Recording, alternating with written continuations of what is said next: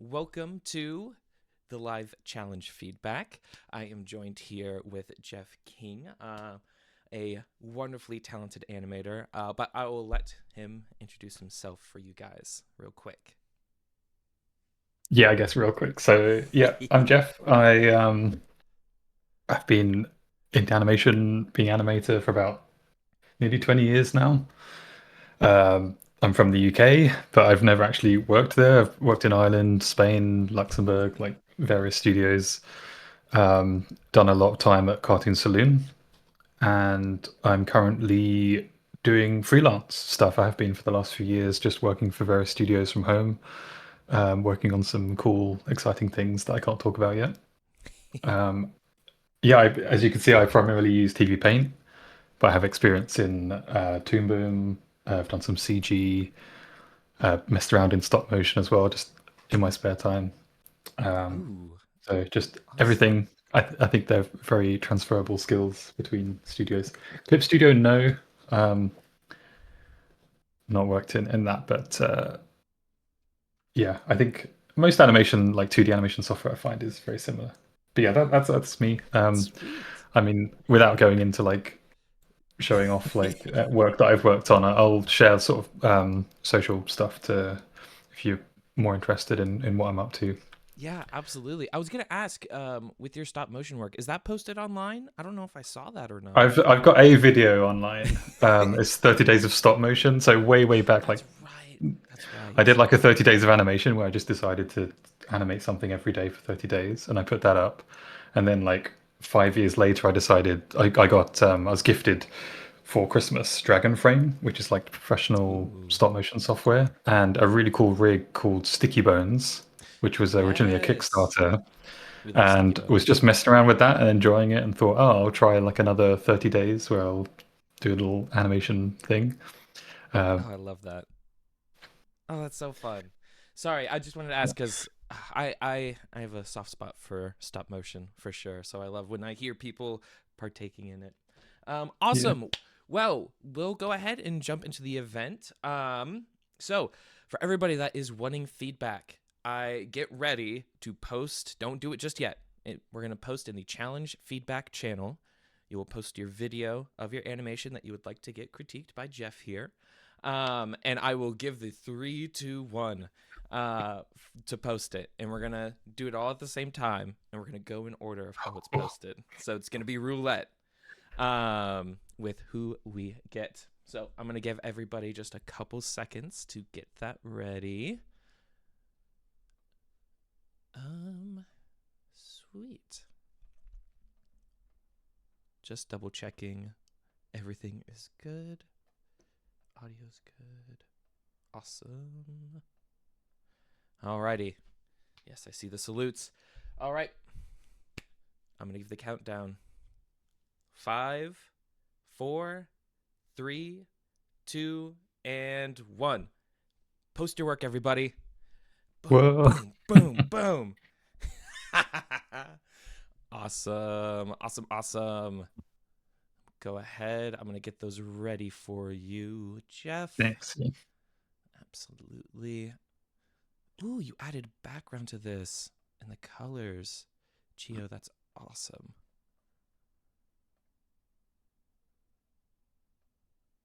Okie dokie. Let me get that on over.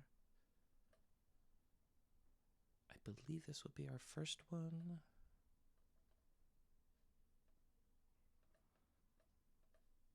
Awesome. So I am putting the first one in there. Getting it to upload. There you go. Alrighty. And hopefully that should... Yes, this is Is for this the challenge stream? feedback. Yes, exactly. Stream, yeah. And I'll keep posting the next one as it comes along. But awesome. I believe this first one is with Mads. Mads, and I apologize. Let me kind of introduce how this event kind of works. And well, we kind of already started a little bit, but of course, Geoff here is going to be giving feedback. We will try to get to as many people as we can. Of course, as you see, we have a lot to get to. typically we would like to have people come up on stage and kind of just be there to ask questions. And if Jeff has anything to ask you as well, it's really great. We like to treat it like dailies, like we're in an animation studio. Cameras are not required, but always appreciated, of course. So, Mads, I wanted to ask, would you be willing to hop onto stage to chat with us as we go through your work? Awesome. I'm going to go ahead and invite you in. Let us see. I've got to find you in the sea of people. There you are. And you should be invited now. Hello, hello. Hey there. Can you hear Welcome me? on in. Yes, we can. Yay. All right. Hello. Come on in. Well, Nice to meet you guys. nice Yeah. to meet you too. Yeah, let's go ahead. It looks like it's importing the sequence. This right is a now. big one. Yeah, I should have Yeah. reduced the scale maybe, but It's all good. It's all good. um, Well, sweet. Let me. I mean, well, we can see the Yeah, I was gonna say we could play it the real video quick. from the feedback. Yeah. Do you just want to sort of talk a little bit about what you chose to do for this test, and maybe anything that you struggled with or things that you encountered along the way? Yeah, for sure. So, I really wanted to do something that was a little bit inspired by music, but like isn't like something singing, if that makes sense. I wanted it to be with the music without it, um, like being like super direct. So I chose a song I liked, and I really wanted to do something about like evolution and what comes next with the theme of like transformation. Um, and something that's like a little bit kind of like speculatory, like, ooh, maybe humans aren't the like last stage of the evolution. Maybe there's something more. And so I wanted it to be kind of cool and trippy. And I have the sketch for it done, but I really want to push myself when it comes to the kind of final style and like composition and like the background. So yeah, I just wanted to see what you guys think. I animated this in Procreate Dreams. Okay. Ooh, nice. But I love TV Paint was my first love, so it's awesome that you work in Yeah, I'm that. not too familiar with some of the other ones, Procreate and Clip Studio.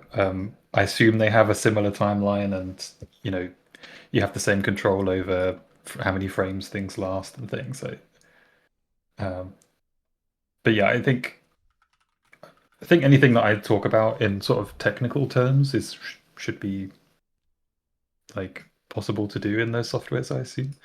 Um, Yeah, I'd say it's pretty but similar. yeah, I just want to I see mean, how I can improve it and make it have more impact and also like technical stuff as well. okay, we can look at some technical stuff. Like when you say that you're going for the music, well, first of all, it looks great. There's not like a huge amount that instantly jumps out at me. That's like, this is happening here, or like as a rough pass here. Um, the intention is very clear. Um, as the walk cycles are working for this stage of pass. I think the only thing I initially see is potentially the moments between the transitions, and the fact that they're happening quite quickly. Um, there's some moments where you could possibly have a little bit more of a moment between them, but it's tricky because you said you're going with the music, so you're kind of hitting these beats. I'm just going to listen to the way you posted it again so I can hear, because it didn't import with the sound. This one, yeah.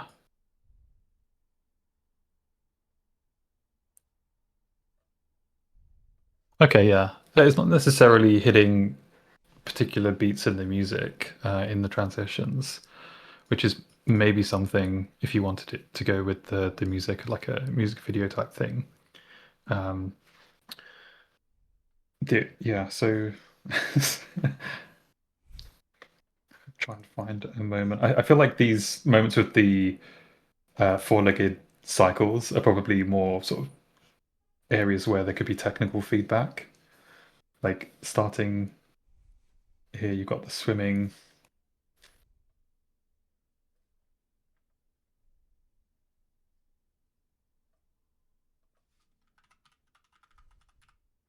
Transition here, like the fact that you're using like this shape as like a rough form to just animate the shape is very is working in your favor a lot here. I'm having some Looking at trouble that seeing your screen right now. transition. I think it cut out a Oh, little bit. really? Me. How's it looking? What do we got? I was gonna say I'm able to see it okay. It might just be some lag in general. Good. Okay. Oh, I think I'm good now. Thanks. Okay. Sweet. Okay. So I'm just kind of scanning to sort of take in what we've got here. Okay, I see. And then standing, we could talk a little bit about the technicalities of going between these two. And then the walking. Gonna have your keys and passing positions worked out here.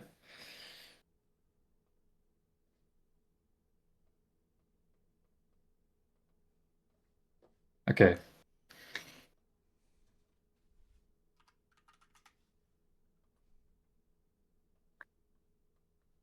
So I did a very similar piece of animation to this, where I had one animal transforming into another and then into another. And when I first did that, the first thing I came across when I was roughing it out was that I was going from one creature to another so quickly that I was trying to do it in one step, and it felt like they were just transforming like instantly, and it wasn't really like a morph or like a transition into from one to another. And I think there's moments here where this has a decent amount of time transitioning here, and you're also delaying what's appearing and transforming. So we've got the legs kind of appear at the same time. Like you could potentially have these front legs appearing first and sort of hold back the back legs, so that we just one frame, one drawing difference. Um, they start to form here, maybe little things like that, and giving yourself more than one step of the cycle from one animal to another. But again, saying that, if you're going for the music, you might want quite a strong beat transformation, so it could work quite well still. I think here, between this crocodile, is it? And is this what animal is this? Like a dog of some sort? And then into kind of ape human.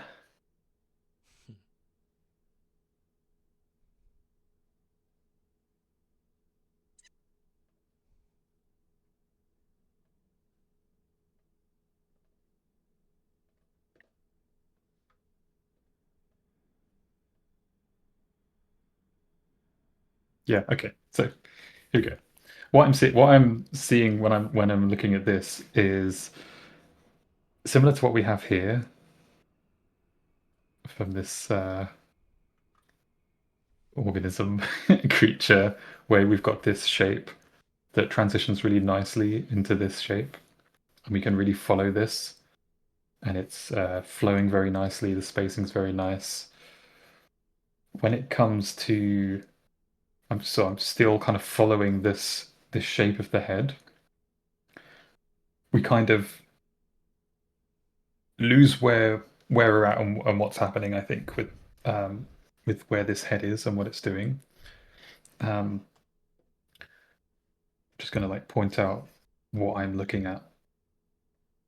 So we sort of pop over here, then we go down, then we come up again.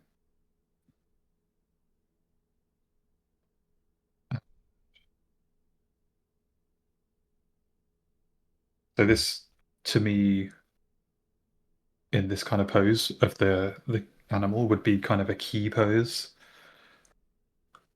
And I would be looking at maybe somewhere up here, this high point as being another key. And then maybe there's a moment here where the foot contacts and it's kind of like swooping down that I would sort of have as a bit of a breakdown, or another key maybe where we're coming down here. And then sort of transition into this position. They'd be looking at... Oh no, I've been drawing on the wrong layer.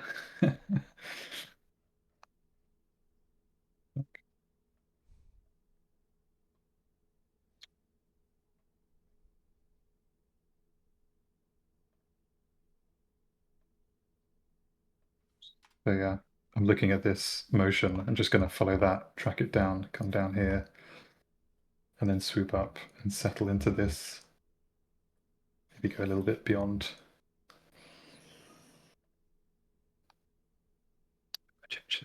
Sorry, it's a bit messy here.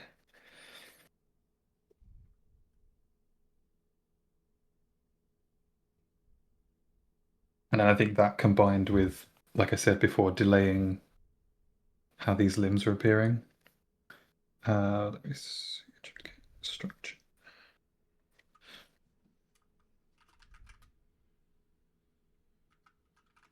If there's any questions or things that you're not sure about, just jump in.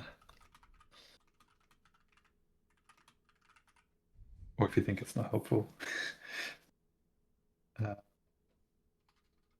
So yeah, I think you could keep these more fish-like and sort of have the transition happening from the front of the animal and sort of sweeping through the body, finishing with the tail being split into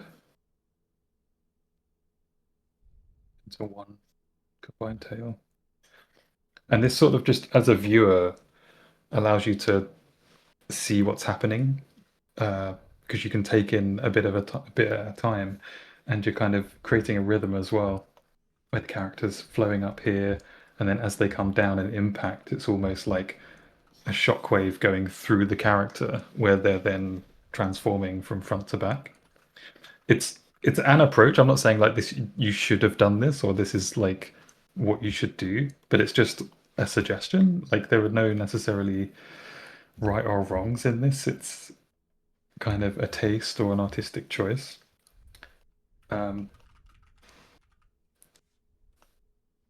Yeah, just looking at this flow.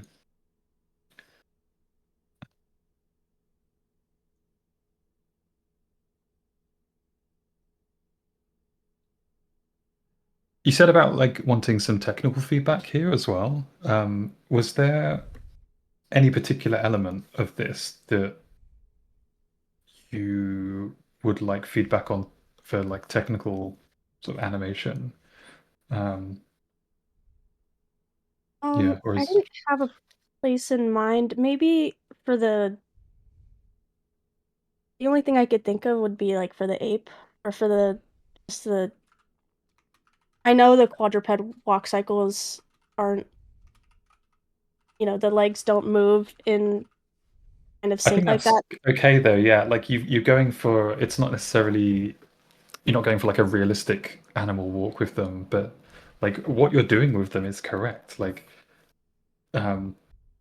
you've got these passing positions, contacts. Ah, okay, I see. Yeah, so you'd be missing this. This is like a more cartoony style of walk, where it's almost like human legs at the front and human legs at the back, which is a perfectly valid way of animating this. Looking at the art style here, it's perfectly fine. I would just say that from this, when I say passing position and contact, you understand Yeah, I what do. I'm referring to? Yeah, yeah. So got this passing position into the contact where both feet are contacting. That's really all I would say to look out for there. And then we go back. Yeah, and obviously there's drawings in between these that would, you know, I can see that you understand how to construct a walk cycle here. Yeah, and then you go into the contact. And then the passing position as we start to transition into the next. Yeah. So depending on where you go with the other drawings in between these, like it's going to dictate a lot about sort of the ups and downs, because I could say that, okay, the character shoulders or hips of a human walking would be here, and then on the passing position they're going to be higher. So maybe that's something you would want to incorporate, and because you've got your back legs doing the opposite, you've got like a down up kind of thing happening. You could technically maybe want to pay more attention to that transition. So then these are going up, and then on the contacts these are going down, and that's going to affect the outline of the body. I'm exaggerating here when I'm drawing over, but other than that, like technically, I think you're going in the right direction. It's looking really good. Yeah, let's jump to. Sorry, there's a lot of moments that we could potentially dig into, so I don't want to waste time if it's not, if there's other bits that are more important to you. So the standing, yeah, you said the walk here. Yeah, I think Yeah, this transition from the like animal to the standing ape, I think I wanted to get your feedback on, and then besides that, I think this has already been super helpful. Okay, that's good. Yeah, I think like what I've said about everything so far, you can kind of apply to everything that comes later as well. Yeah, so this is a tricky one, right? We're going from 4 legs to standing. And I guess it feels a little like we're just going for a morph between one to the other, because like maybe we're not quite sure in a body mechanics way what's really happening, because it's quite a tricky thing to sort of wrap your head around. The first thing I would look at here is that the back legs don't really change. They are hips, knees, and a foot, and we can kind of use that to our advantage and sort of have that as a bit of a constant for us to pivot everything around. So yeah.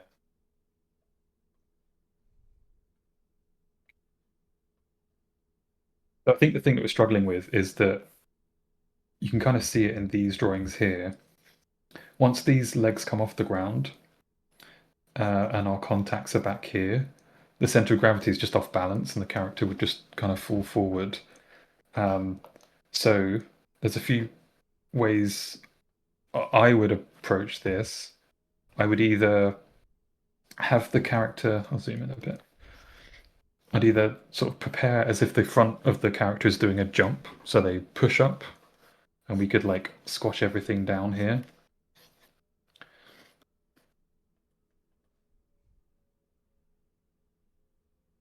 I think that's actually maybe what you're going for. Is that right?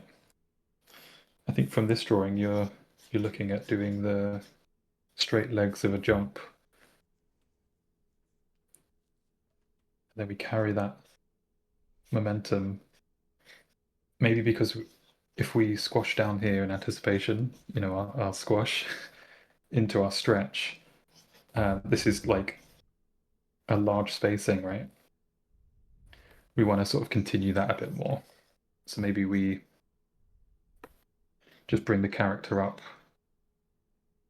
straighter, a little bit quicker as a reaction to this. But we're also growing as well because the character's like getting bigger.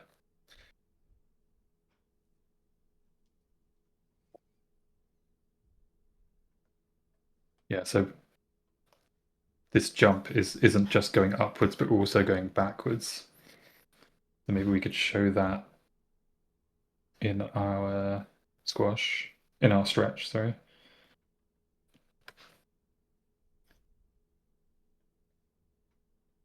We're going from here, and then we're going to go down and then up.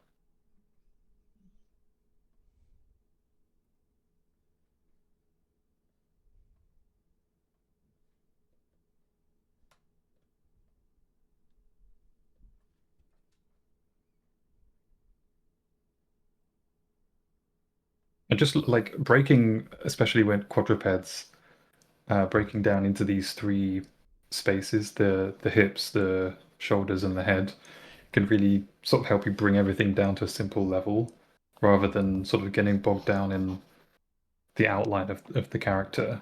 When I look at the character like this, I would animate them as sort of the back end, the ribs, or just shoulders even. And then the head, and these are like the rigid parts, and everything in between is like flexible and soft. But these are kind of your structural parts of your body mechanics that you're throwing around. Um, like these, when you've got your ups and downs of the walk, the soft stuff in between can sort of just hang between those.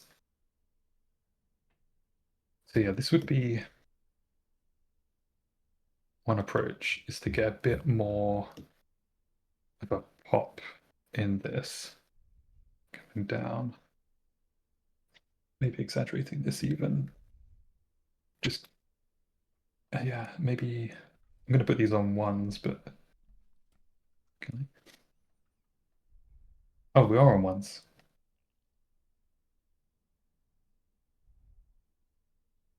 Oh, okay. Let's do this for a second. Yeah, so maybe because we want to get up quickly, we've got all this anticipation, we're spending a bit more time at the bottom, and then we're popping up. Maybe we drop this frame and we snap up and we spend more time settling into this character walking. Because we've popped up so quickly, we might want to have the character lean back a bit more, because we want to get that center of gravity over the feet. Yeah, one thing that's looking a bit odd is it's this center of gravity being in front of the character. Because if we're here for too long, they're going to start like falling forwards very quickly. So yeah, you want to try and like look at these three solid masses. The character wants to get those above their feet contacts as quickly as possible. So that's one approach to doing this. I think that's probably the smartest. Actually, I was thinking of another approach, but I think it would be a little bit more awkward. It'd essentially be getting the lower feet more underneath. Are we okay for time? I'll try and I think we'll end here. We can No, you're good. I was gonna say. leave. I I don't think want to spend too much time on. no, you're good. Yeah, I would say this would be a good point to find a nice stopping point. Just to Yeah, make thank you sure so much. This is yeah. so awesome. I always hate to cut off feedback short because it's like, oh, there's always more you can talk about, but I want to make sure we can get to everybody as well.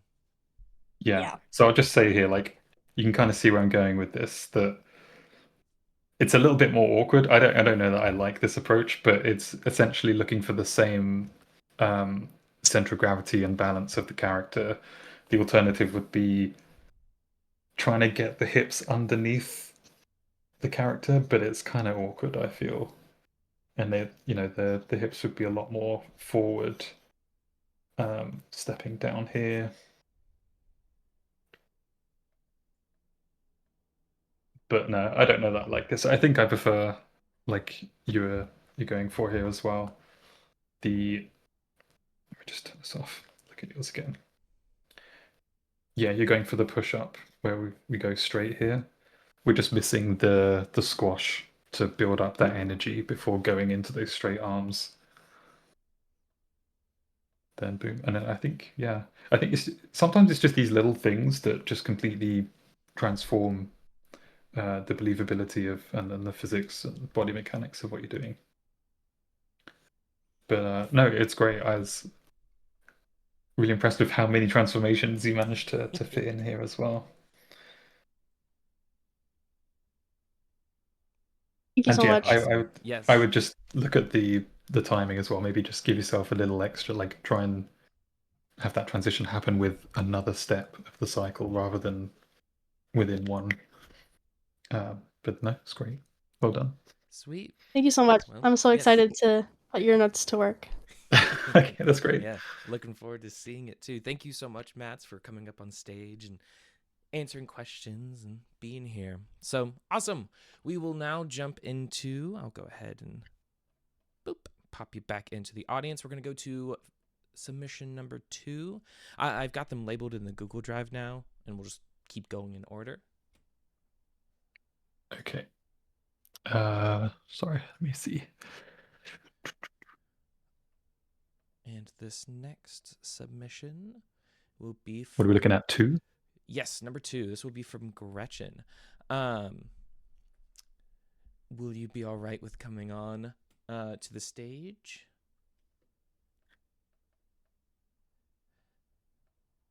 Yeah, that's cool. Okay, perfect. That's all right. Wow, this is... Audio will be great. Hello, hello. Welcome onto the stage. Hello. Hello. How are you doing today? Oh, good. Good. I'm chilling. I like that background. Okay, you got a flash of it there. Oh, this looks pretty impressive. We've got a 3D camera move. Yeah. All right. Yeah, it's been kicking my ass a little bit.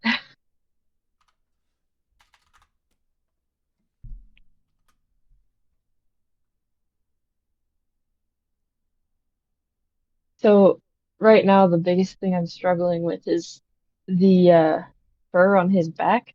It's going from really fluffy to really straight and long, and that's just I'm having a really hard time visualizing it with the camera movement. Oh, okay. And then I've got a couple frames that we can't see in this that are just more on his horns when they pop out to be big and sharp. But yeah. Yeah, the pop overshoot is really nice. I think you would kind of miss it otherwise, but like this, boom, snap back. Oh, this is in the drawing, isn't it? In the video, the Oh. kind of onion skin Yeah, effect. sorry, I there's a think. couple That's layers. okay.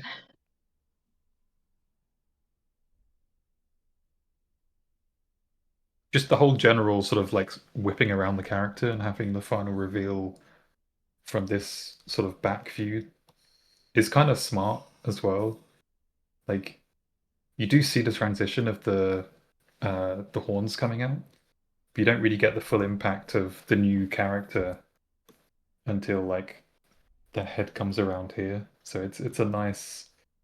It gives you like a moment to take things in. Like you're not sort of you don't have everything thrown at you in one go. So you get like this transition.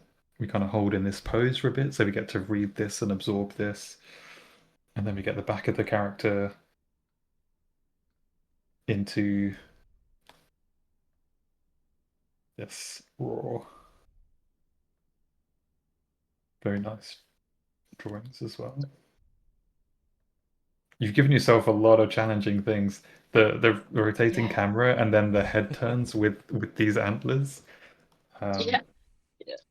I mean, I don't know. Uh, it's really challenging. I don't know that I could be super harsh on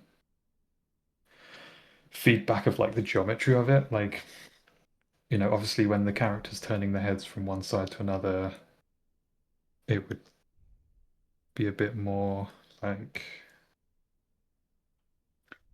here, Mm. technically. This one would be closer. This one would be further away. So you've got your perspective. I think the horizon line is like below us. So yeah, it's like we've trying to work out. It's sort of making up a perspective at this point, but when things get further away from us, they would be lower as well. So the feels like top of the horns here would end up being down here and smaller as these ones go taller and bigger to us. I mean, that would be really impressive to have have those horns with a bit more perspective. You said about the fur. Can you sort of walk Yeah, me through a little bit more about what you're struggling here with the hair? I think it's just since I'm not used to working with such rotating cameras, I'm having a hard time um, visualizing the wave of it settling into the final stage where it's long and flat from does that make sense? Let's see. Right about when his back fully turns to the camera, I Okay, you can see I got a little bit lazy with just like I don't know what I'm doing. I the don't know same how to shape, and yeah. get it to cascade down. Yeah. Okay. Um, so what you're doing isn't necessarily far off or wrong. Like, I think just thinking about the silhouette of the hair is fine. You're talking about the hair coming towards us in the camera. Yeah. So it's like And it's yeah.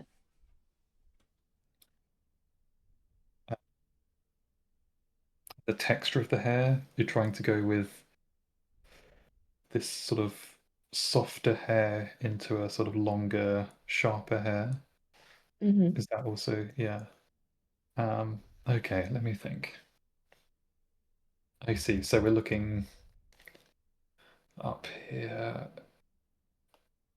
I didn't it didn't necessarily jump out at me until you were pointing this out. I don't think it's a huge thing because I just got the impression that the hair is like shaking and sort of being blustered around by wind or some kind Hmm. of effect. So it didn't I think it's probably not as bad as you think it is. I think it Yeah. could just come down to the design of the hair being a little bit more appealing and hair-like.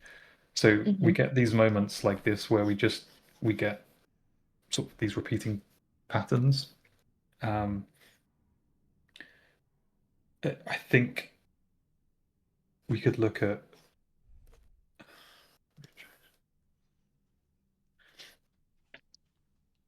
changing up the thickness and direction of them. Um, and generally, what you were saying about it's sort of like flopping towards us. So if we were looking at it from the side, um, let me just see. So we're doing this, we're looking this way, it comes up, and then hang on, I'm trying to work out what we're going for. Oh no, I see. So it's like it's forward, it's coming up, and then it's like coming down like this Hmm. as we look this way. Okay. Um, okay. So how does that look from behind? Something there's a really complicated way of doing this, which is adding like layering, so we can Hmm. actually get a sense of hair sort of appearing and coming up over. Um, or if we're just looking at this being like blocked in with color, um, we could just do the silhouette of it, which would be. Okay, let me just try something. I'll just sort of show with one piece of hair. Um, so it's maybe like flatter like this. I think something I would do as well is not necessarily go for like a hairpiece coming straight towards us, but sort of off to the side, and then that gives us some curves to work with. Hmm.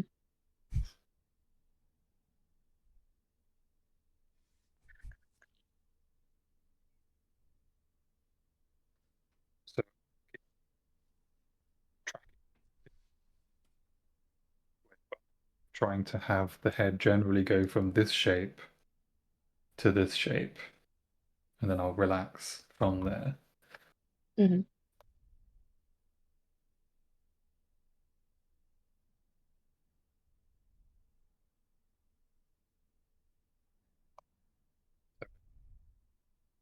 If this was like a rigid shape, it would actually get taller as it's coming up.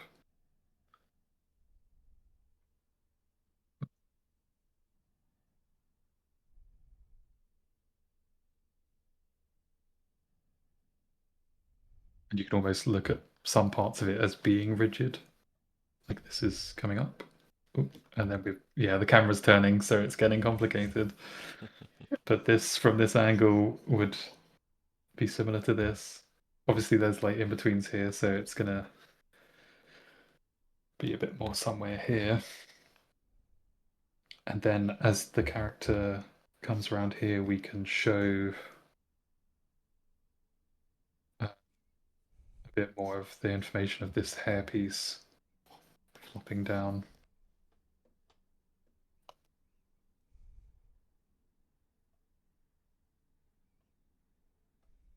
Then I guess doing whatever transition, if there's like wind affecting it.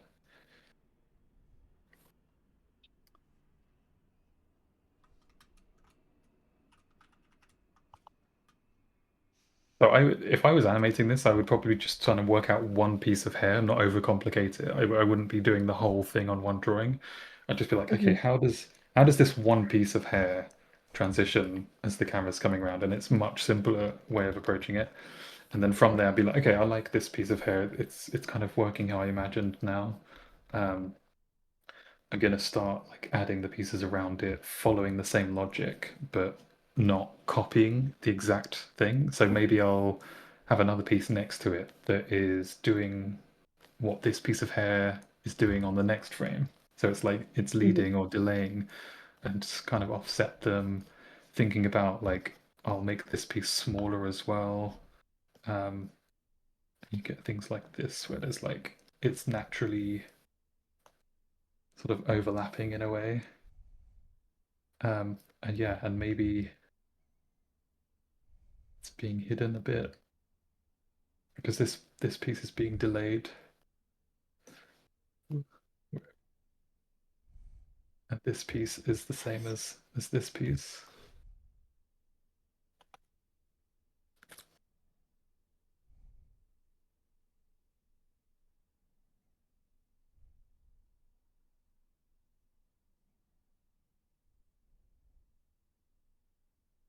And even if well, you've done it here, you've got like layering of hair.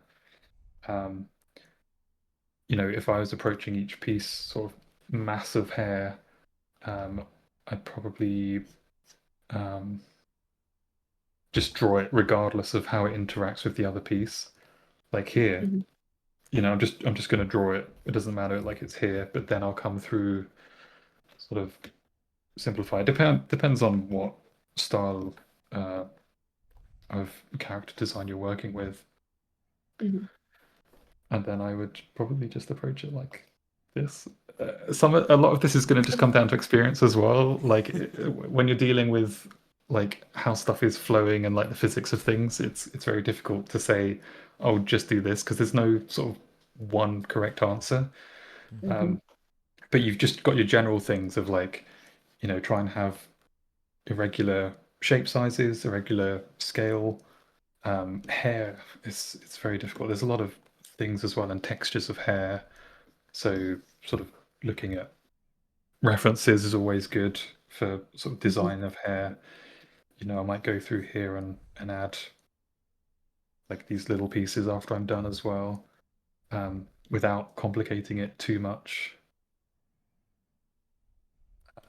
And just sort of approach it as in a straight ahead manner.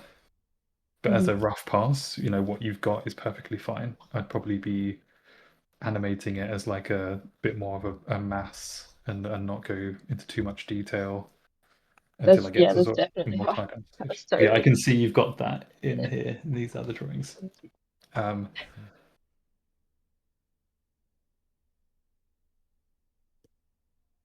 Yeah, I think that answers that question. There's one more thing I just before I leave. It's a similar note to the previous test.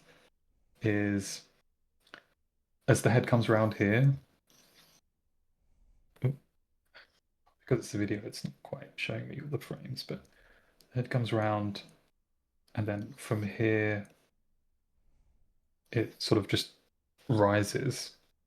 Mm. The only thing that I'm like, oh, if it just had this, it would plus it, is having a down, having a squash, like having an anticipation down, and then popping out of that, giving yourself more space on the screen to have this roar and its impact, keeping the head down. Gotcha. I mean, you can kind of see what going for, and then going into this mouth, and this is like, yeah, I would like there's a shape, there's something in here where it's like a really cool silhouette as well, with the back of the shoulders and the head looking straight down, and then maybe the hands coming up as well. Mm. This is just personal taste as well. I'm not saying like, oh, this is correct, but there's You make it definitely cooler something in though. here to consider. Yeah.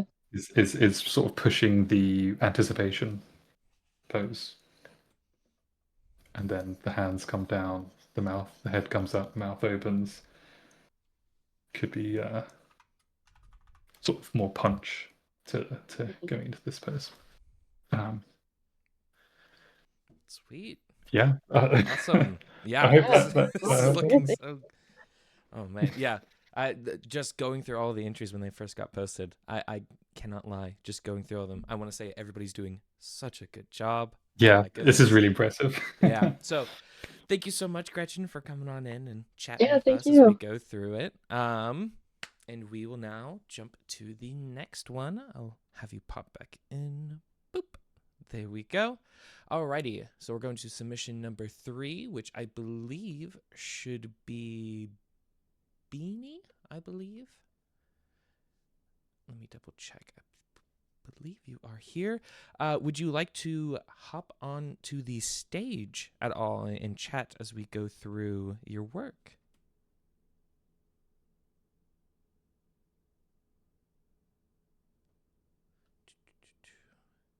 Sure thing. Okie dokie.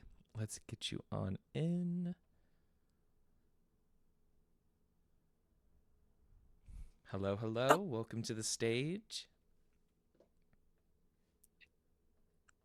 Hello there. All Hello. right. Trying to get this camera to work with me here. No Oh, worries. there you go. Perfect. All right. How you doing today? How are things going? I'm doing well. How are y'all two doing today? Oh, wonderful. I'm having a great time. Good, yeah. Yeah. That's good. Geoff King, fellow Beanie, thank you for hosting this stream. Yes, absolutely. So as we jump in, any questions, anything that you wanted to have Geoff look at specifically, or just kind of Well, an overall this- critique? Sorry. Yeah, of course. So this piece is one of 4 scenes that I have on this short 15-second film. I'm choosing this one specifically because it is where the actual transformation scene takes place. And it's also the one that I do not know, well, that I'm having trouble with the pacing. So there's a lot of changes going on. Her entire outfit is changing. And I think there's too much going on at once that it makes it difficult to focus on makes it difficult to focus on one thing. Gotcha. Excellent. Okay, let's see.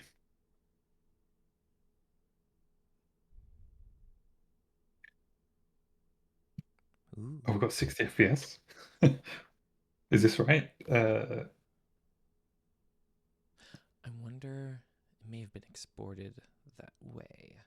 Is it originally in 60 or should it be in 24? Does this It look should be in right? 24. Okay. Gotcha. Sweet.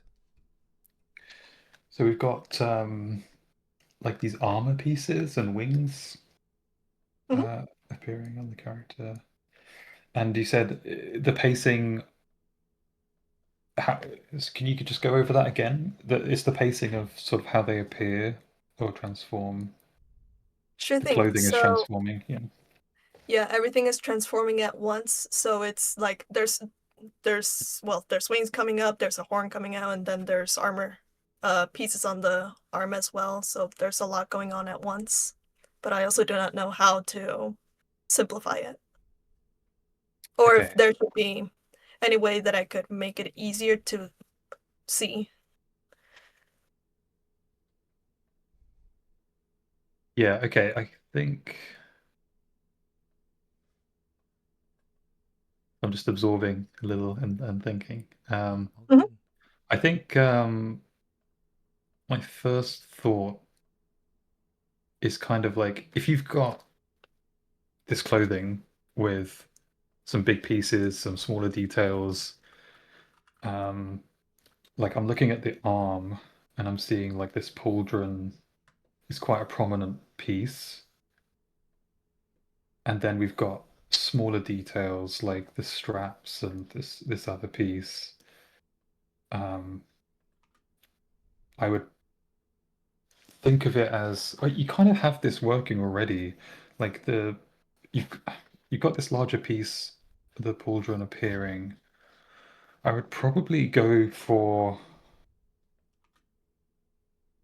sort of thinking about that piece first, similar to the previous one where I was like just focusing on this piece of hair and then like adding to it and layering up.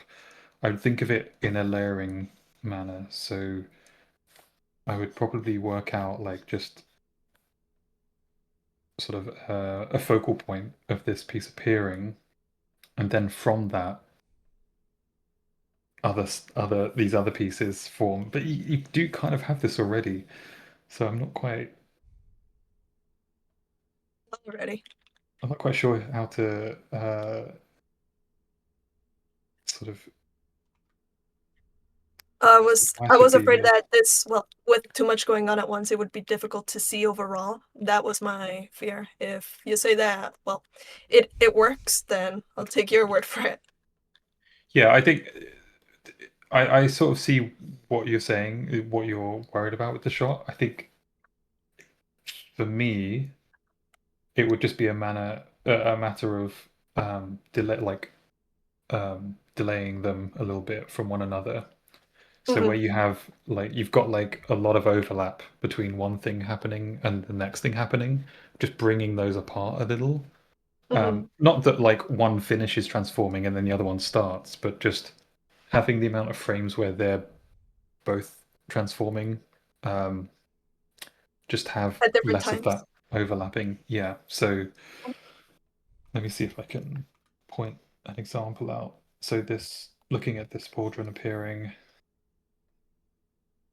and then uh, yeah, these other pieces are pretty much already done. They have like one more drawing after that has finished. Mhm. So let me just see if I can mark. Yeah, we finish on this frame. If we go back to maybe even these coming over, it's always, I find, not the worst idea to sort of when you have an idea, like, I'm going to sort of push this in this direction, is to just go like an extra 10% more, not 100%, but like an extra 110% to what you think it needs. So in this case,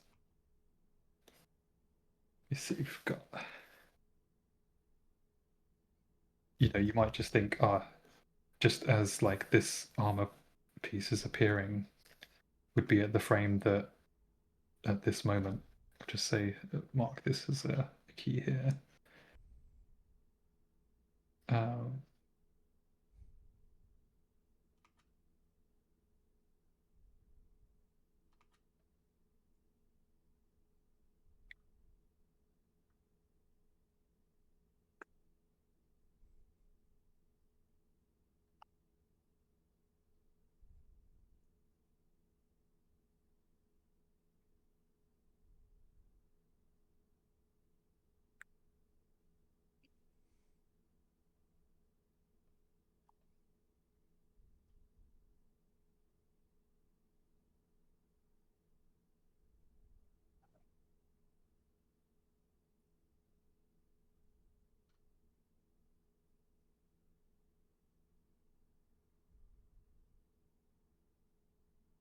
Oh, sorry, I've got lost with where we are. Yeah, I've done this in the wrong spot.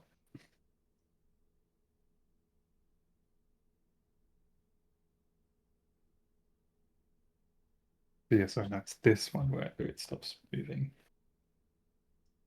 So yeah, this is probably a messy way of showing it, but I think just this is pieces coming in.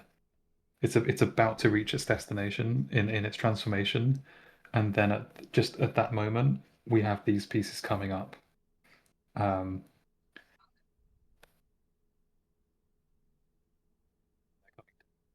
So it's kind of like it's handing off attention from one piece to another. So like as this is coming to an end, because like you have like a bunch of frames as something is coming from like here to there, it's kind of moving very slowly. And when we're here, just as it's like getting into its smaller spacing, is a good moment for the other thing to appear, because then our attention goes from that object on screen to this object on screen. And this is like again something that comes with experience, is juggling this sort of where the audience is looking. And you can kind of play with that. It's quite an advanced thing really to be juggling, but I think it will kind of do itself naturally if you space out these individual objects that you have as they're transforming and coming to a stop. So I think the headpiece actually is a good example of this. It's a bit cleaner to show than the arm, but the horn here comes to a stop here. But then these sort of detailed pieces are already, oh, they all stop at the same time. Yeah, so on this frame, we have our main sort of bulk has come to a stop, but then the little details also come to a stop. They could sort of be forming and coming to a stop like a second later, so that we see this horn grow, and then as it's reaching the end of its growth, our attention is brought back down the horn to here as this is growing, and then we follow it down to here as the details are coming to a stop. I think that's really all it would take. What you're pointing out as being worried about here. Yeah, it's funny because you have got it at the start, like this headpiece. You've got your one bulk, and then these pieces come over. That's great. It's just continuing that and not being scared to give it the time that it needs and offset these actions. I think stepping back one more, we could say that this headpiece could be offset from the arm piece. So we go Yeah, kind of one. have it in a row, like the horn finishes, then the jewels, then the plate, then the wings. Yeah. So it could be horn grows, brings attention down to the ear, and then we flow through to the arm. The ribbons come up and then they flow down to the wings. Oh, yes, yes, yes. So this is what I mean. It's really like just something that you intuit with experience, where you're kind of like you've gone through what you have here, where you've sort of have one thing morphing to the next, transforming from here to there, and then it's like an extra layer of sort of detail to consider is the rhythm and the audience's eye and where that will be, and then you can start to play with that like this. And it's funny because you're actually really close. Like you do have the wings happening later. It's just maybe not considered or intentional. You just kind of like maybe you felt that it needs to be like this, but not sure why. But there is a natural rhythm that is in here. It's just making sure that that's like as you intend and intentional. sort of having a bit more control of that rhythm. But,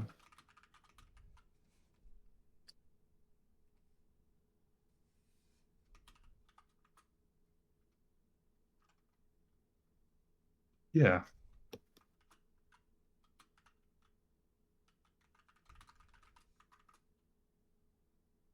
The only thing there's just I'll leave you with one last thing is I don't know what happens before and after this, because it may make sense in context of those shots. But if I'm just looking at this one shot, it would be nice to have more of a progression in maybe the hand starts here and then finishes here. This would complicate things a lot more. So it's Okay, I'm really up down. to you how you feel. But like having like the arm bent to them being stretched just gives a bit more of a progression to the shot where we start in one place and then finish in another. But again, it could work perfectly fine like this, depending on the context of what's happening around it. To give some context, there is nothing happening afterwards. That is the final scene. The scene before it, it's like previewing a hand raising from the screen, and then it's transitioning to this.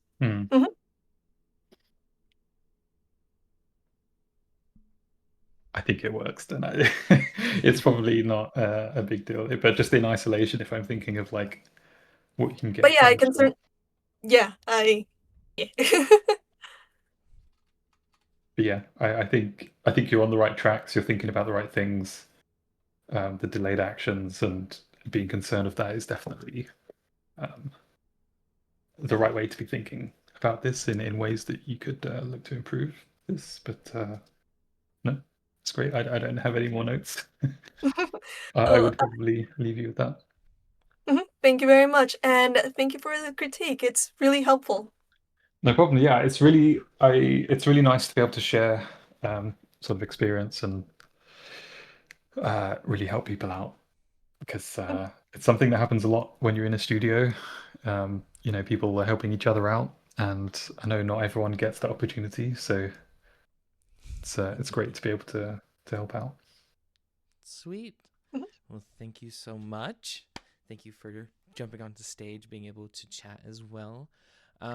Let's jump into the next one then. I believe that should be number 4. That would be Chiyu. Let me go ahead. Yeah, have a good one. Bye-bye. Bye-bye. Bye. Or Chiyo. I'm so sorry if I am mispronouncing that, but would you be willing to come up onto stage and chat as Geoff gives some feedback?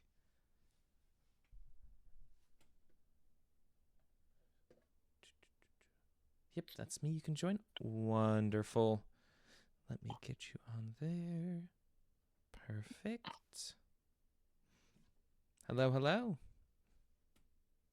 Hello, can you hear me? Yep. I can hear you Hi. great. Thank you so much. Absolutely. So exciting. Yes. This one's fun. I love the colors, by the way. I've been watching this. I mean, I've been watching everybody's as it has progressed, but love the color palette. Yeah, I feel like because I'm not that great at animating, but I feel like I'm quite good at colors and drawing still images. I thought I will try to push the animation with like compositing and stuff, because all of it is done into Moom. So okay. I try to use all the nodes and stuff to add a bit spice to it. Yeah. It's always I don't know, I feel bad like giving too many notes on something that's so finished, but I think this I've seen this one before. I was keeping an eye on the feedback channel. I think there's a couple of things. Wow. It's really nice.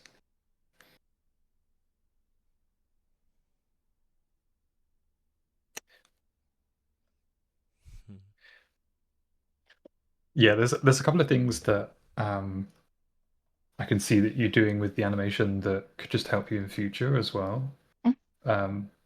Just things to like think about or consider, like approaches in the animation. Yeah, it's a little bit tricky here. Let me just.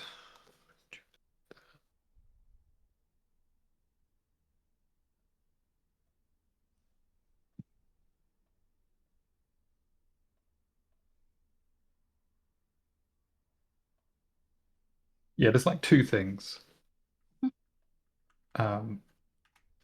Firstly, so you have the seed coming across here and then sprouting out into this pose. One thing that I think you keep an eye on is it's tricky because of the camera move to show this. Yeah. It's spacing. What I'm looking at when I'm looking at this is this part here that's leading the action, just as an example to show you very clearly.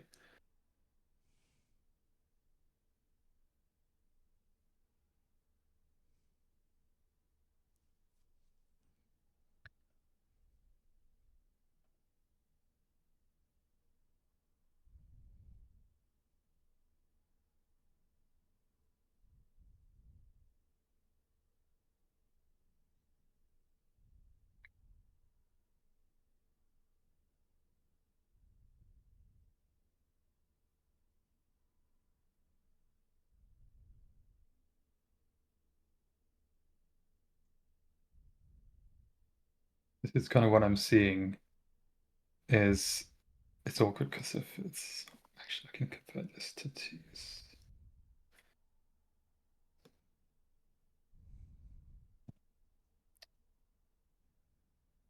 I'll just do this quick.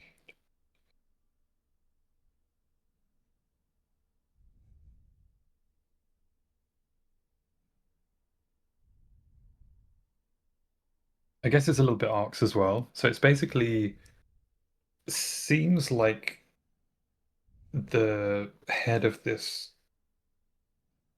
sprouting creature wants to come out of the seed into this pose. But we're kind of like getting stuck. It's like the spacing sort of sticks in moments and doesn't follow an arc into this.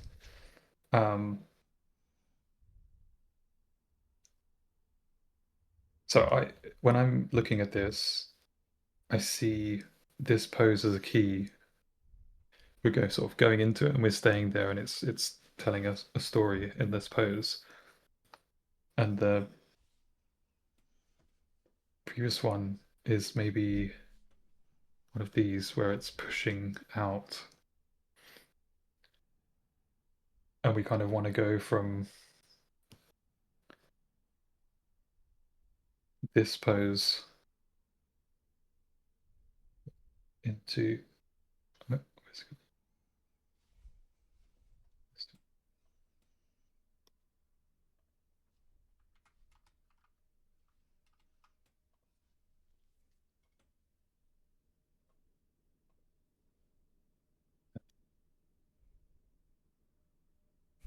again, it's a bit tricky because of the camera move, but looking at these shapes, and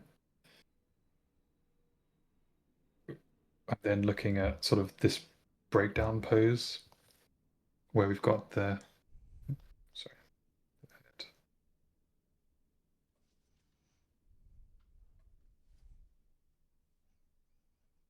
into here. So there's going to be a breakdown that is somewhat in between these two.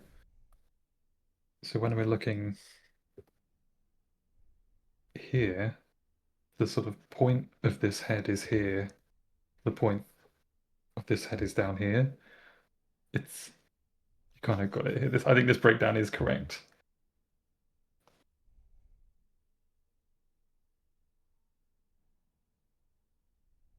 If the between these two. Sorry if this is a bit messy.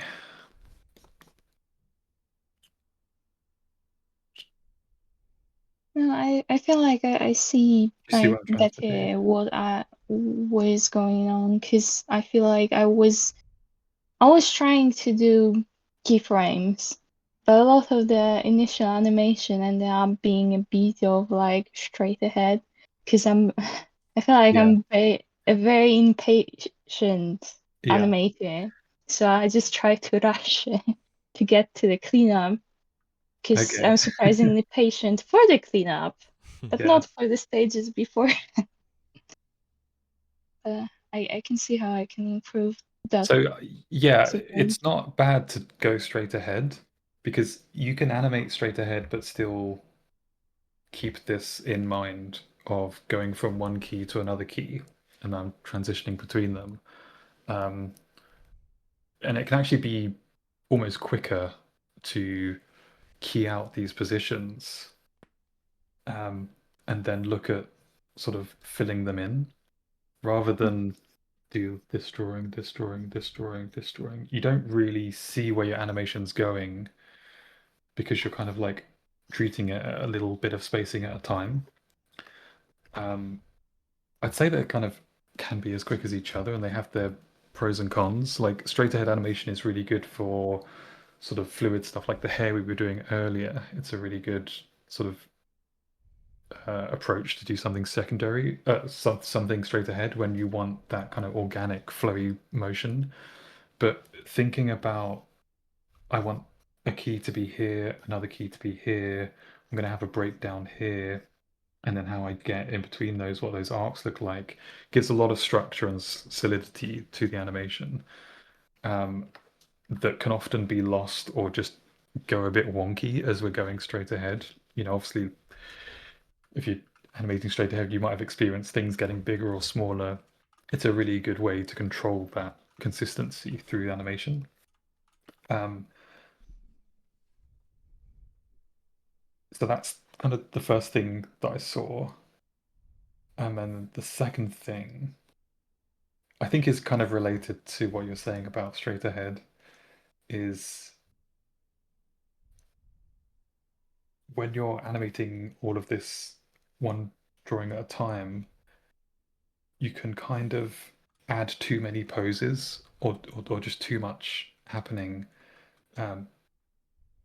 because you're looking at it one frame at a time. But in the end, we're going to play it through 24 frames per second, and then just we hit too many poses like too quickly, and we don't really get to absorb or breathe in a pose at any moment. In this, the animation that you have here, I see this as a pose, and this is a pose.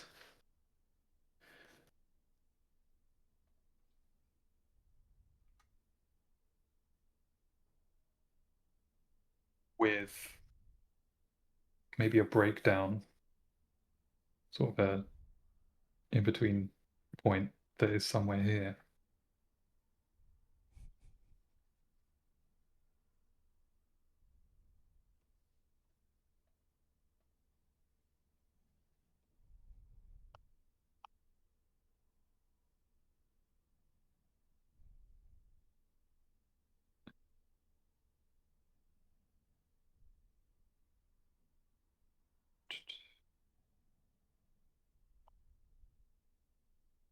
So I think these are your main sort of foundational pillars of this motion as the character stands up. But we kind of have like a secondary pose that we see quickly. Another goes back to this pose very quickly into this moment. And then we have another pose where the character's hands are here. I think this can all be incorporated into a nice flowing motion between these sort of structural pillars. So this moment here where the hands are coming up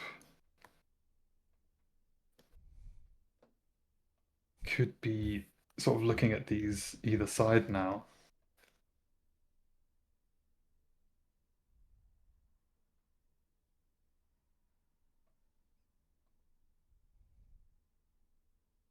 in the context of where we're coming from and where we're going, rather than just in that moment, you can start to look at another thing that we were looking at before, is sort of the flow of individual points. So we're looking at this head coming up and the arc that takes.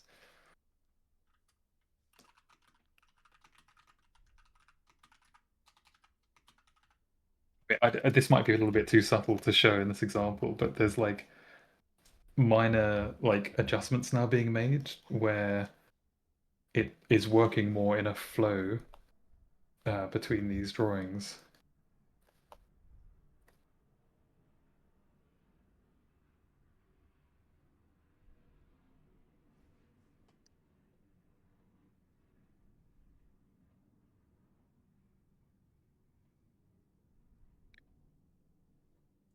Helps to avoid little sort of moments where the body stops as something else moves and then continues moving again. So that's just something in general that I'm seeing in this animation, is object moves, stays there, and then starts moving again when it seems like all you really wanted or your intention was to ease out of that and then slow into the next position. But I think this is quite indicative of going straight ahead and getting a bit lost in where the character is in that moment.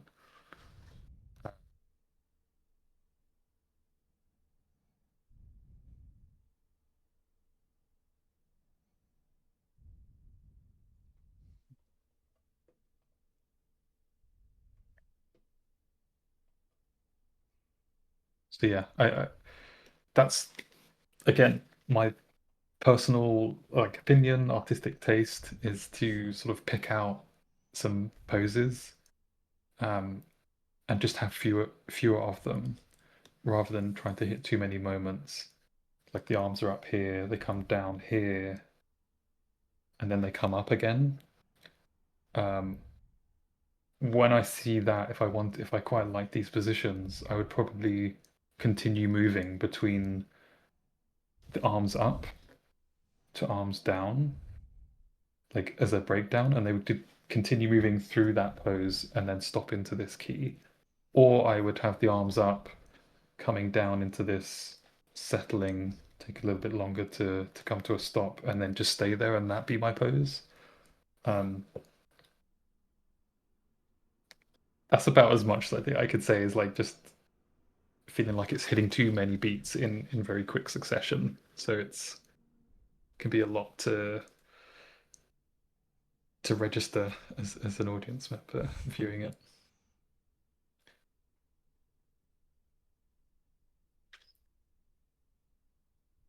The background, I mean, the backgrounds are really nice. I don't know. Do you like? Is this something? Are you like? Would you call yourself a background artist? Do you have you done work on backgrounds in projects and things? I would call myself a miscellaneous 2D generalist. So I can do a little bit of everything. I was trying to get into rigging, but didn't go that well. But I have actually like an animation credit because I was a paint artist on Quentin Blake's Box of Treasures. I was just filling in the animation. I know. Yeah, it looks like, yeah, I can see it now. Yeah, the line style and the squiggly lines. Yeah. A little bit inspired, but like I did paint a few of your animation. Yeah. Yeah, but like I think I'm leaning like animation industry wise, I'm leaning more towards like cleanup and stuff than animating itself. But Cleanups are great. Everything that I've said, cleanup is a great way to learn that just as an animator, because you shouldn't necessarily clean up one drawing at a time. You'll clean up one key and then the next key and then after that you do the breakdowns, and then after that you do the drawings in between. So it's a very good workflow to absorb going into rough animation. And it's something you experience a lot as a cleanup artist is working in that way and thinking about animation in that way. So yeah, I think that would be great to do. All of that being said, I think this is like another great test. I like, yeah, there's, you know, things we can pick out with the spacing and like poses and things, but overall, like, it's considering that you not necessarily calling yourself an animator, like it's really promising there. Yeah, thank you. Sweet. Thank you Yes. for your feedback. I will try to implement as much as I can from my barely legible notes that I took. But thank you so much. Yeah, no problem. Yeah, absolutely. Thank you. Thank you for coming in and chatting.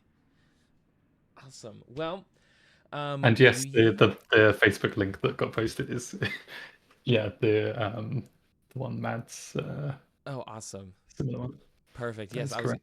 popped that one up, and yeah, that's sweet. Yes, check out that animation. It's good. Well, we are actually approaching time for the event, but I wanted to ask you, Geoff, if how much longer you wanted to go, Quick. if you wanted to look at I one can or two go. more. I can go longer. Okay. Um, Sweet. yeah, I know. We knew we were never going to be able to do all of them. Yeah, it's I kind of feel bad to just like quickly dash through them. I think there's a lot that apply from one test to a lot of the others. So hopefully, even if we didn't get to you, there's going to be things you can take from hopefully what we've gone through that could apply. Because going through some of the Absolutely. tests that I saw on the challenge over the last week, I think there's some common sort of feedback notes that have been hitting so far. So Agreed. Absolutely. hopefully that's okay. Well, let's call it. Do you want to do maybe two more then? Yeah, let's have a look. See where Okay. they are. Perfect. 5 and Well, 6. I would say yes, that would be 5 and 6. We'll be moving on to 5, which I believe should actually be I believe you would just say NUBEStaff. Would you like to hop up onto the stage so you can chat as we go over your work?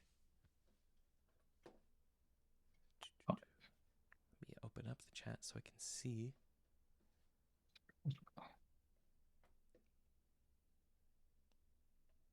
Also, I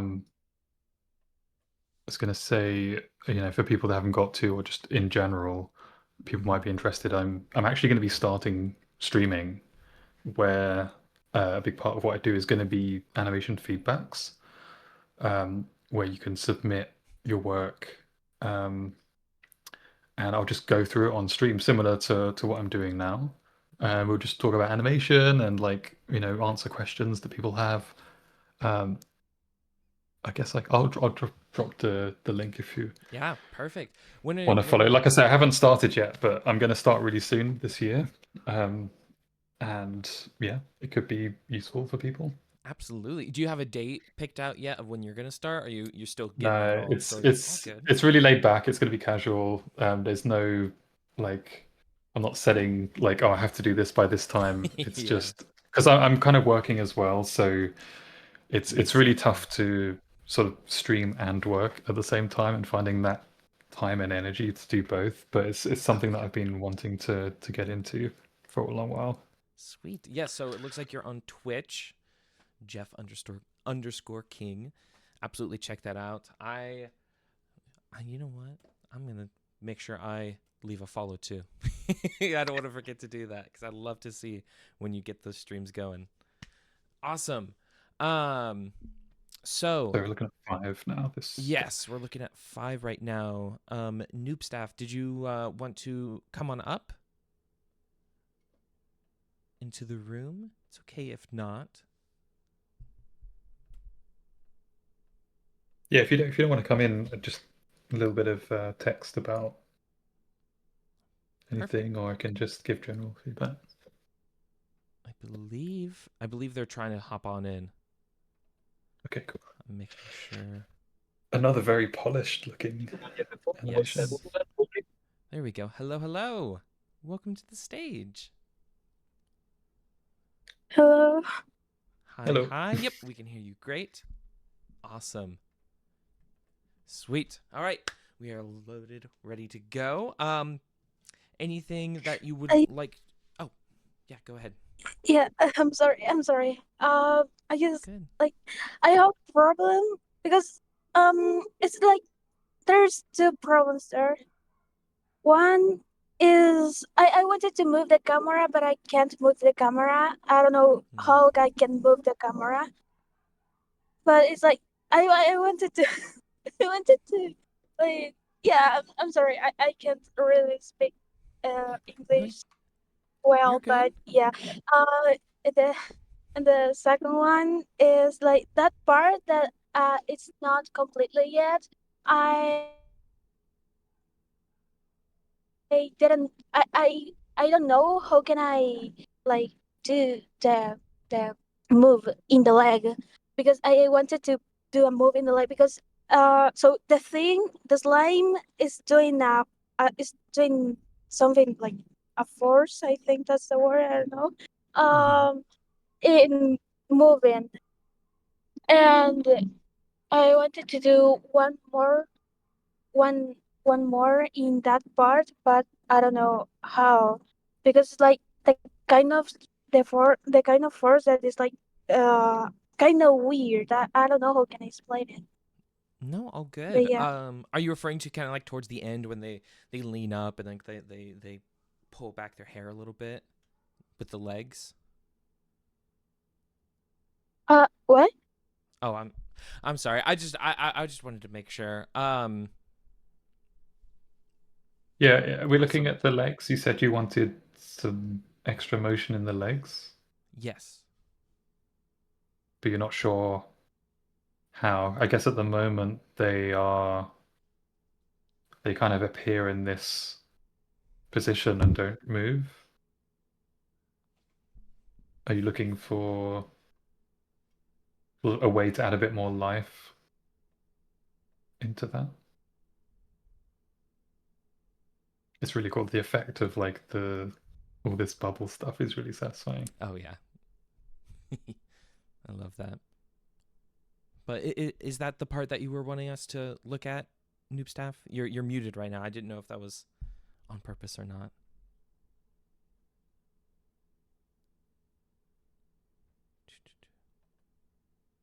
Either typing.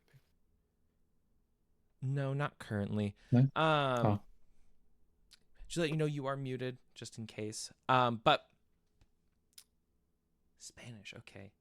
You have internet problems? No worries, no worries. Cool. Well, then outside, we'll go ahead. I'll jump go right ahead with in. what I think you were saying. Yeah, Exactly. and just sort of general notes. I think I understand Same. generally what you were looking for. Okay. So this is another one that I kind of peeked at a few days ago as you were working on it. It's really cool to see it all colored. I'll hit some points that may be useful. I don't know. Can they hear us? Do you think is this being recorded or? Yep, this is recorded, so they can always fall back onto this and look over. You can hear. Cool. And they can Okay. hear. Perfect. Okay. I like this. I think this would be really cool to have a bit more anticipation as I'll call it a bubble squeezes here. Just a bit more time and emphasis on this moment.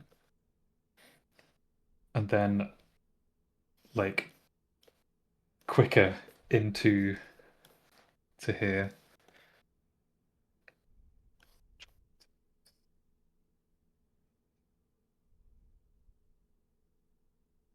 Maybe getting to like here.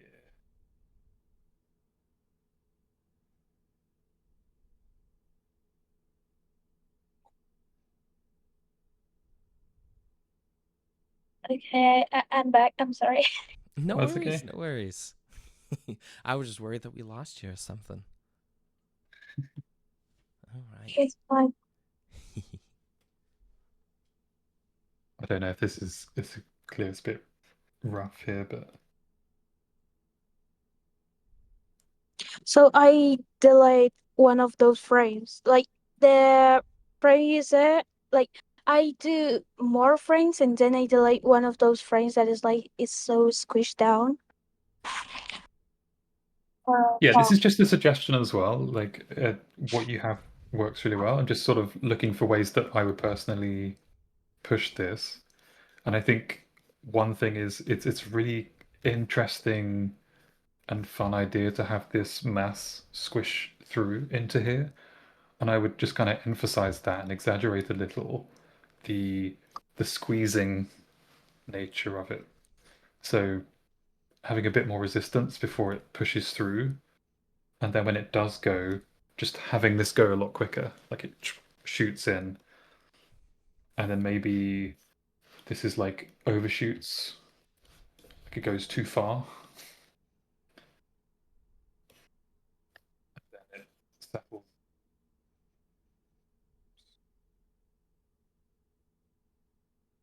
Oh, This is just an idea. So you get this like shoots through and then like overshoots and then settles. oh, okay. So you emphasize the time around here, you spend time here, you move very quickly, and then you overshoot and then settle. And it just makes this squeezing through more have a bit more punch to it. At the moment the bubble kind of like slips in a little bit stealthily, which perfectly valid way of approaching this. This is just an alternative thing that you could consider for this kind of action. And then you said the legs. Buenas tardes. Wait,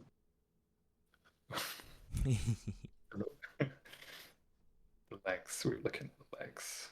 Yes. So the legs.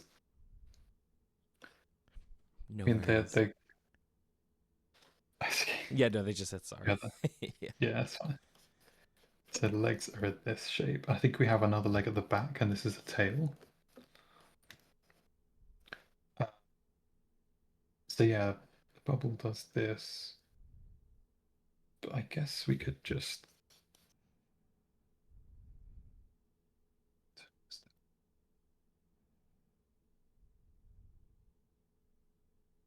We could probably have it squidge out here.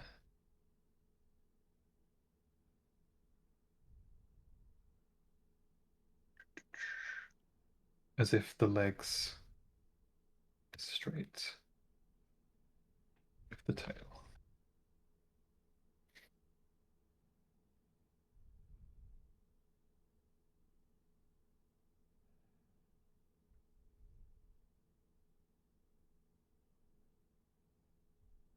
And then we could have the front legs stay down.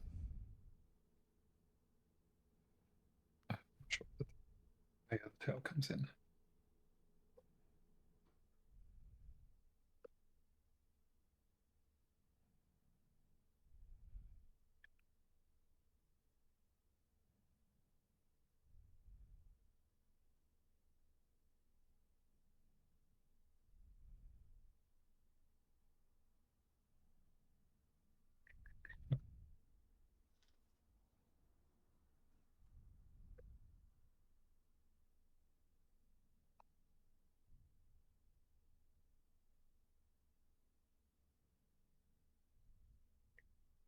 okay.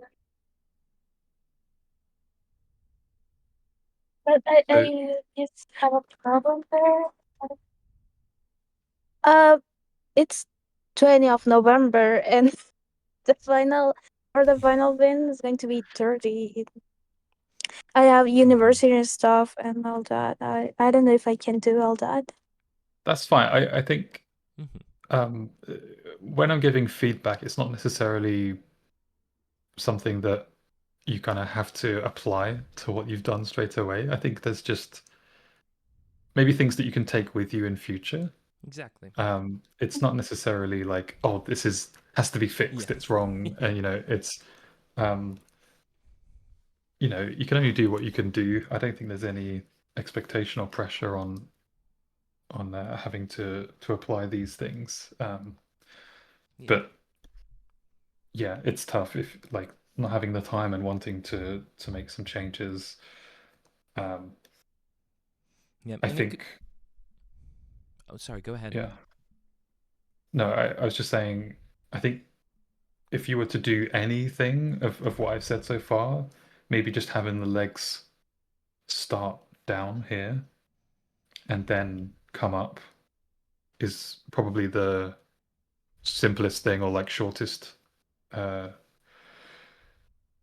quickest thing that you could do if you had the time. I think like what we said before with like changing all of this is like extra, but I mean it's already a great animation piece. The way that you have like this is kind of stunning with the colors and everything, and the effect of this glob. It's great. Oh yeah.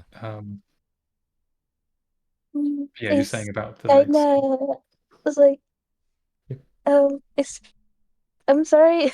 It's just it's kind of my first animation in here, you know. It's my first animation. I'm studying animation. I didn't do animation before. I did rough, like a flip book, 2 flip books for the university, and uh I I try a little thing in something, but then I just do both moving, you know. So it's kind of Yeah. my first animation doing entire body, Yeah. something like something moving inside you. This is great. It's really fun. Like the idea is cool. You've got character in there as well. Like Yeah, I think from what you're saying, like your experience, it's really impressive. No, absolutely. I was gonna say the same thing. Like for this to be your first like character animation, yeah, this is great. Absolutely. And yeah, and that's the thing with like the feedback too. It's like it's an opportunity just to kind of learn from what you've done. And if you're not able to get it in before the deadline of the challenge, you can always apply it after if you need more time and kind of clean it up to post like on any socials or anything too, or just to call it a more final piece if you wanted. So yeah, no expectation of like, oh, you have to hit these. It's required for the challenge. Just an opportunity for you to learn more and get more notes. It reminds me of my time at university when I was making a student film, and there was a lot of pressure on people to have like a finished, awesome student film. And it's not about that. It's what you learn on the way and the mistakes you make. Like they're the things that you're going to take with you. So like a little bit of like animation philosophy there of like just take everything as a learning experience. 1,000,000%. I can do it as a personal. Sweet. All right. Was there anything else you wanted to cover, Geoff? Or I think this is. I think we need to move on. Yeah, I was gonna say on the next one as well. The bubbles things. The bubbles thing. That then was like, if I do more like the move of the legs and all that, I think I'm gonna do it as a personal one. Okay. Yeah. After, Yeah. If you don't have time, it's tough. Time restrictions like that. So. Yeah. Well, sweet. But it looks great. Yes. I think it's really impressive. Yeah. Thank you very much for hopping in and chatting onto the stage. Really appreciate it. And yes, really great work. Especially I have a little soft spot. I've got a D&G character that's like a slime person as well. And so seeing this, I'm what like, are they called? It reminds me of them. I love it. Awesome. Well, thank you very much. We'll move you back to the audience, and then we'll have our last entry, which I believe is Rendou. Again, hope I'm saying that right. Would you be willing to come up onto the stage? Yes. Yes, you. Yeah, last one, I think. Yep. Awesome. I'll get you to hop on in. Let us see. What's your profile picture? Okay, there it is. Awesome. Hello. Hello, hello. Welcome on in. Hey. Great to be here. Great to have you. Oh. All right. Another very Yeah. challenging rotation Yes. character. I love it. Yeah, I kind of just go with the first thing in my head, and then only afterwards do I realize how tedious and how much I make myself suffer. Been there, yeah. Yeah, I it don't like to seems change cool my in your head. mind. Yeah. Yeah, after I And then, storyboarded it, I'm like, I'm doing this, even if I cry. yeah. And then the reality of how long it takes kicks in. Yeah, But you keep it's going. been hard. You've been making great progress, by the way. I've been seeing you've been really consistent about uploading your like next pass, and every time it just I see that little bit, and it just gets better and better. It's so good. Thanks. Oh, absolutely. So was there anything specific that you wanted to have looked at, or is it just more so just this general? If Geoff notices anything to point Just out? generally looking it over. I mean, I've never really Sweet. had feedback on my 2D animation before. Hmm. And most of my friends are non-animators, and when they look at this, they're like, oh, it's so chaotic. What are all these lines? And they don't really understand that these are the sketches of it. Exactly. Yeah. I mean, I could be as harsh as you want, but no, it's I like to look for constructive things that people can apply to what they have. A sort of Yeah, little I mean, tips, that can add a lot of value to where you're at. I can't change anything major about the body because I don't have enough Yeah. time, but I'd Yeah. still like feedback for like to keep in mind in the future for future animations. Yeah, I think that's gonna be thing to do here. I think as it is, like to submit it in 10 days, it's great. But there's some little things that I would point out that you could probably take with you in future. Did you animate this straight ahead, or did you said you had like a rough, like a storyboard? I had storyboards, and then I think it's just the hair that's straight ahead. Yeah. Okay, that's cool. I mean, the rotation, the anatomy, it's really nice. Yeah,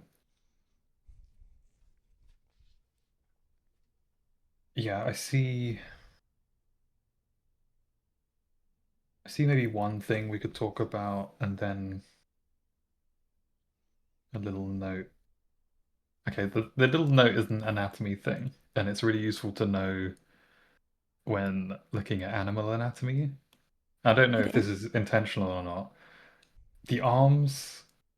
Okay, so if we're looking at a stag or a deer or most animals and mammals, even birds and fish, have the same skeletal structure as humans in a way.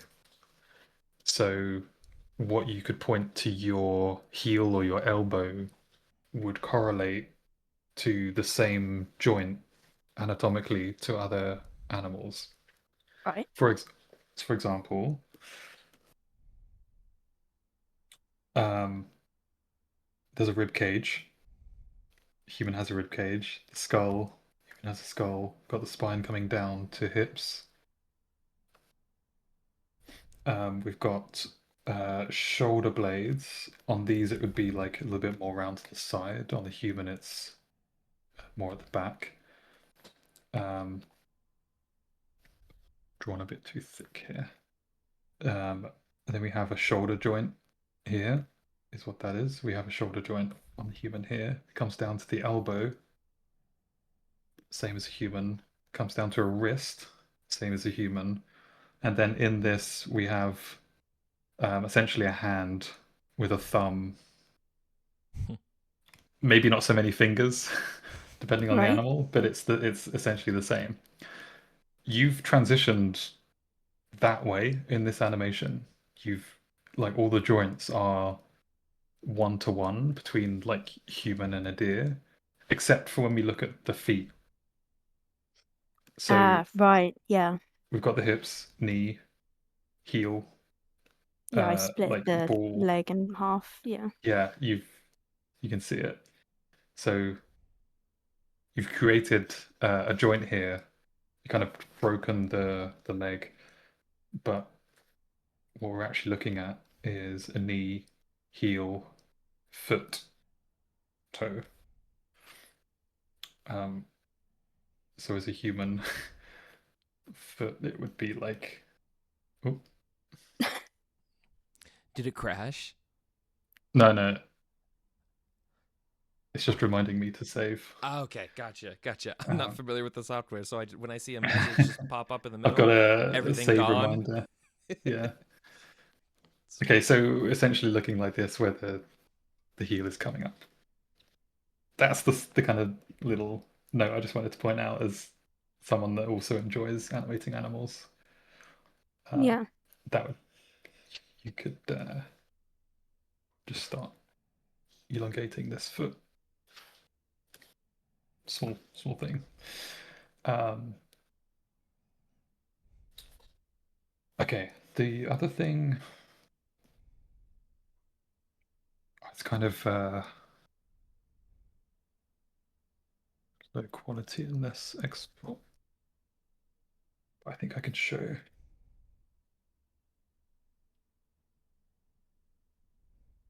Okay, it's basically arcs, and it's not as big as an issue. It's a very sort of small thing, really. It's a bit more advanced because like your arcs are working. You have things moving around three-dimensional space. It feels like this animal is moving, but there's like a level of refinement that I think you could start looking at this point. Okay. Especially with like the quality of the drawing and line quality. I think the arcs and the spacing could come up to meet that. And I will show you by pointing at the nose.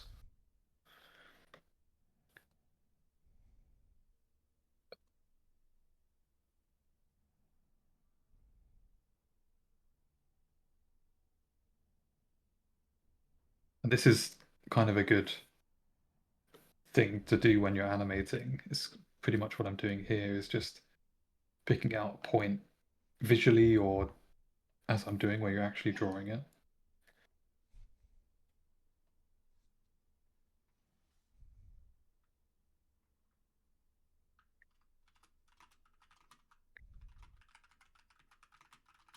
You could do this to anything like tips of the ears, elbows, just having a pass where you look through the animation.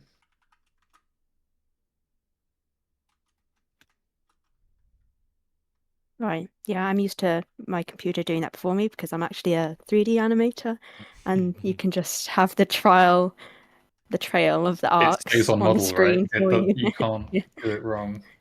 Well, not, it has that level of control for you. Do you see this one jumps out? Yeah. Oh, that's interesting. So it kind of like gets too short and then sort of Okay. pops Yeah. out a little bit too much. All I do is just look visually. I never thought of like tracing it like that. So this is when I looked at your animation, I'm essentially kind of seeing this. I kind of like saw this wobbly motion. As it's tricky because it's like the snout is growing, but it's something that you would want to check the back of the head and see, is the head position wrong or is it the length? You could even think about Right. this line from the back of the head to the front of the head. Is that growing or shrinking correctly? Is it growing consistently? It's probably feels like the snout pops a little bit in length here. From here, it seems to like stay the same here. It doesn't, it seems like the in-between should be a bit more out here. This is the one. Yeah, and then between here.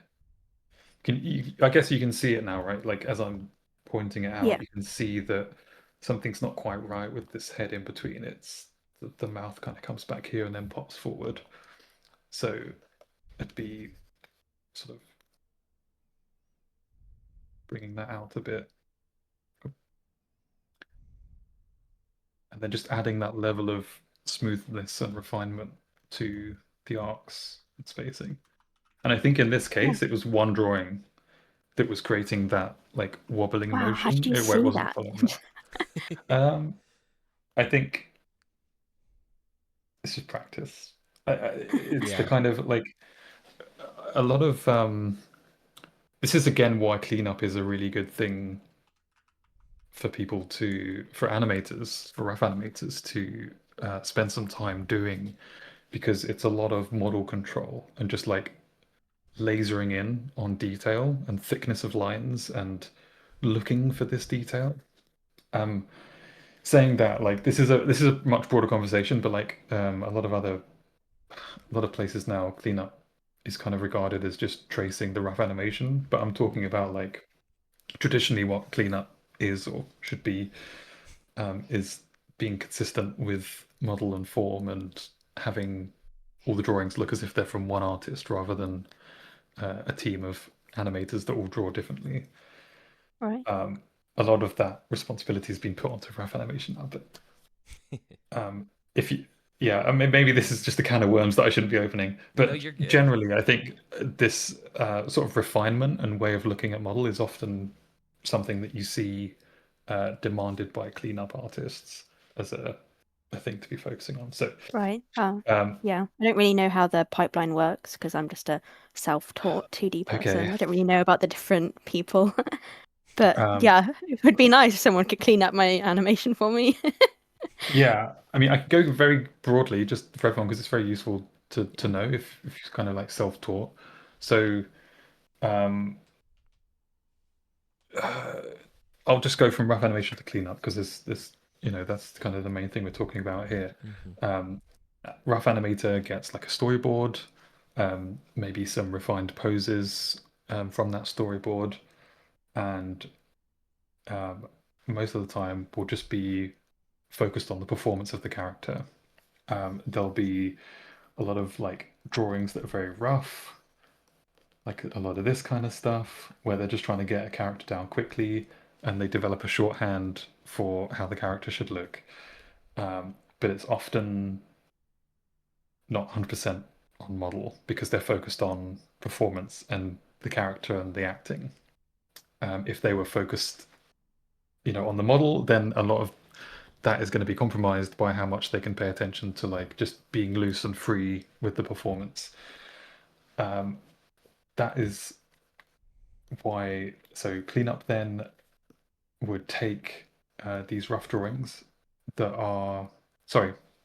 The rough animator then ties down the drawing, so they'll start like a first pass that's very loose and rough, maybe just like a stick figure. Then there's a tie down pass where they'll put a bit more detail in, where the cleanup artist can see like, okay, I understand what's happening here now. There's like a shoulder detail, like it's a lot more clear of what the character looks like. And then the cleanup artist takes these drawings, and the rough animator will also add charts to. This is a huge can of worms to be opening, but we'll add. You might have seen these on drawings where it indicates the number of the drawing and then the spacing between these drawings. It'll often indicate drawings that don't exist, but these are in-betweens for the cleanup artist to add. Because if you were to do all of your in-betweens in a rough animation, by the time the cleanup artist has on a new layer like done the model and model fixes and consistency, that's a different drawing. So any rough in between is just completely inaccurate by that point, by the time that these other drawings have been done. So Right. you don't really go into detail with like doing rough in betweens. Sometimes it can be helpful. You might do like a partial where you just want to sort of show that the head is here, but the rest of it is just a direct in between, like it's a half or a third.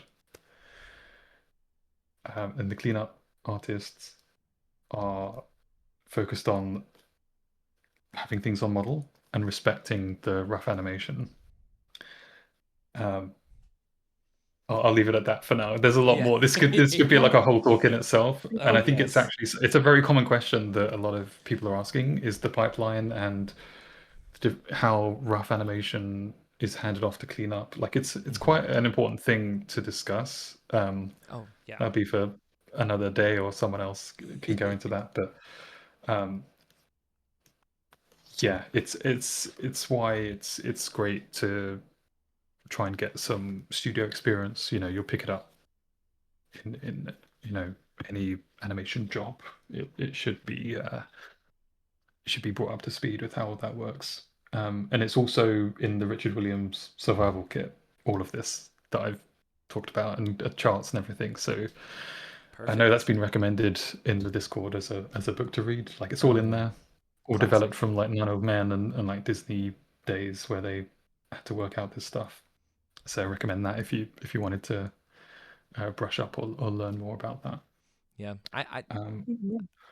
I think it's useful as well, even just for independent animators, since essentially they have to do the rough, the cleanup, and the entire process usually themselves. So absolutely. Yeah, it's difficult because it's very tricky for the person who does the rough animation to also do the cleanup. It doesn't always work because you often don't see the flaws in your own drawing. So you might just naturally draw the model in a certain way. This is more like high-end feature stuff. Yeah. So it's maybe, and TV stuff as well, it also applies to. But if you're just doing like an independent animation and you're like the only artist, the model is whatever you draw the model as. But in a production setting, it's often not a good idea to have the rough animator also do the cleanup, because they're probably going to draw those eyes too far apart, as they do, because they naturally draw that way. So it's always good to have a team and supervisor and everyone dedicated to, this is how it should be. Yeah. Yeah. Sorry, I wanted a few more worms out of that can. I apologize. Yeah, there's a lot in there. They're all over the place. Oh, well, sweet. All right. Was there anything else you wanted to touch on this, Geoff, as we wrap up? No, I think it's great.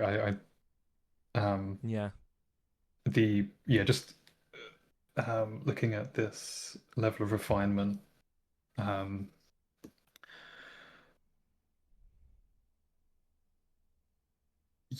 just with the arcs, I think spacing as well is maybe something that you could look at that kind of the idea of refining could apply to that as well. So for example, when this head comes down, we've got spacing that is very similar to each other as it comes down. We could look at having it more like this. At the moment, it's a little bit like a ladder in its spacing. Yeah. So you could have a bit more of a definitive, this is a pose, comes down here, slows down. But yeah, ease in is just a button in 3D, so exactly. Again, yeah, it's really interesting. I've done like a bunch of CG as well, and it's kind of like nice that you don't have to worry about model in the same way. You can just kind of animate, but then going from CG back to 2D after a while, you're like, oh, it's completely manual. You have control of every single thing, so a lot of things can go wrong when you're in control of every line that's seen. Yeah. You can start to lose control of what you intended to have. You're just gonna have to check these things a little bit more closely. But sweet. I think that's great. Yeah, I think that like those little details would make a huge difference here. And then the same with the settle, just the spacing when the head comes down. It's like a changing direction spacing. So we've got like a bounce where the head kind of comes down and then shoots straight back up again, rather than spend a bit more time here coming up. Right. So it just takes energy to change direction. So we just spend a bit more time as that energy goes from one direction to another. and then that allows you to introduce the feeling of weight as well, depending on how long you take to bring that head up, can make it feel heavier. Right. But Okay, it's great. thank you. It's cool. Awesome. Well, that just about wraps things up. So thank you so much, Geoff, for being here and for giving your wonderful advice for all of these lovely submissions. We really appreciate it. It's awesome. And thank you all to those that are participating and that have given feedback. I'm sure you learned plenty today. I, of course, always try to take something out of it. And I definitely did. Especially, I think my favorite part was you talking about the joints when comparing like the animal anatomy to human anatomy and how that translates. Oh, yeah, that was good stuff.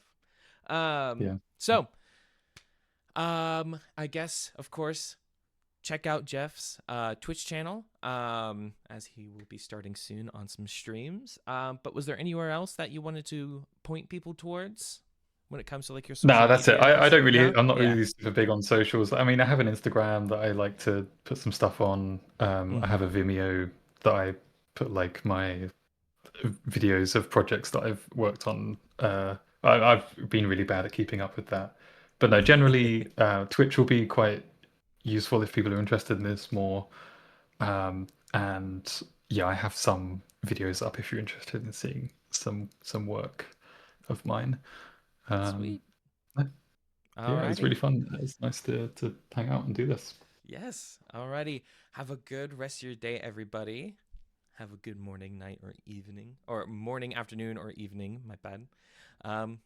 See you around. Bye-bye.